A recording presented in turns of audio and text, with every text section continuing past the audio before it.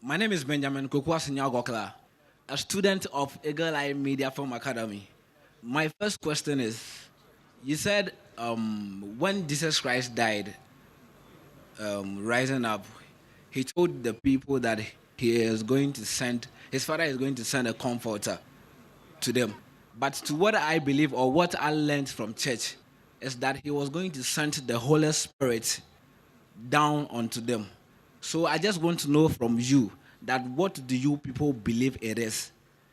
The brothers asked the question that when Jesus Christ, peace be upon him, says that I will send you a comforter, when he goes, he's talking about the Holy Spirit. That's what the church says. What is my view? Brother, I gave the reply to this in my talk.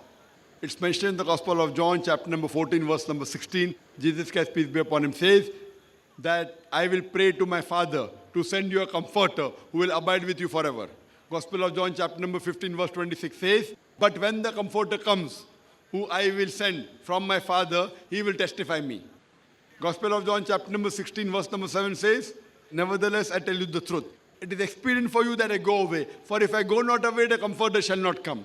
The criteria for the comforter to come is that Jesus Christ, peace be upon him, should go.